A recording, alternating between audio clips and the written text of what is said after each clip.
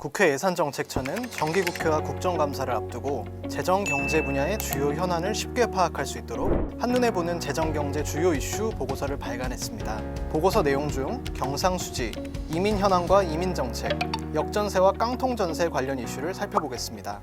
첫 번째 주제는 최근 경상수지 현황입니다. 경상수지는 재화나 서비스를 외국과 거래한 결과로 나타나는 수입과 지출의 차액을 뜻하는데요. 2023년 상반기 경상수지는 24.4억 달러 흑자를 기록했습니다. 세부 수지별로 살펴보면 상품 수지 34.7억 달러 적자, 서비스 수지 119.3억 달러 적자, 이전 소득 16.5억 달러 적자를 기록했습니다. 그리고 배당 등이 포함된 본원 소득 수지에서는 194.9억 달러 흑자를 기록했습니다. 상반기 경상수지 24.4억 달러 흑자는 지난해 상반기와 비교했을 때 9.8%에 해당할 만큼 다소 저조한 실적인데요. 최근 경상수지가 완만히 개선되고 있지만 지난해와 비교해보면 흑자 규모가 다소 위축될 우려가 있어 보입니다. 경상수지 흑자 규모 자체가 당장 문제는 아니지만 우리 경제 전반에 기초 체력이 약해지는 것은 아닌지 점검해 볼 때입니다.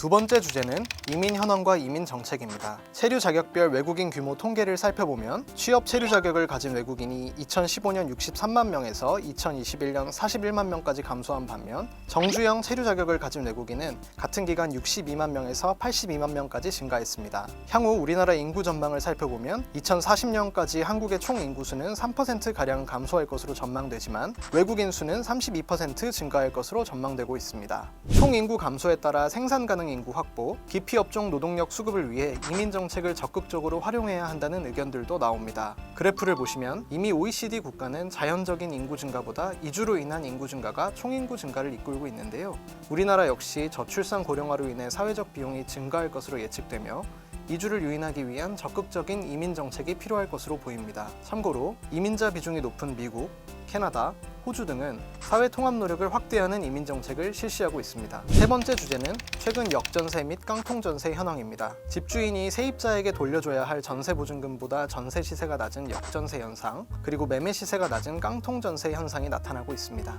국회 예산정책처가 추산한 결과에 따르면 내년 상반기까지 만기가 도래하는 전세 계약의 60%가 역전세 위험에 11%가 깡통전세 위험에 노출되어 있는 것으로 나타났습니다. 집주인이 돈을 마련하지 못하면 세입자가 전세금을 떼일 수도 있는 상황인데요.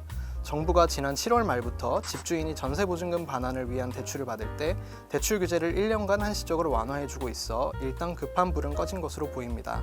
그러나 갭 투자를 보호해주는 대책이라는 비판도 있습니다. 주택도시보증공사의 자료를 보시면 보증사고 건수가 지속적으로 증가하는 것을 확인할 수 있습니다. 2021년에 6천억 원이 안 됐던 보증사고 규모는 2022년 1조 원을 넘었고 올해는 6월 기준으로도 이미 1조 8천억 원을 넘어섰습니다. 보증사고가 급증하는 문제로 인해 주택도시보증공사의 재무 건전성이 악화되고 결국 국가 재정에도 부담을 지을 수 있습니다. 더욱 자세한 내용은 국회 예산정책처 홈페이지에 업로드된 보고서를 통해 확인하실 수 있습니다. 감사합니다.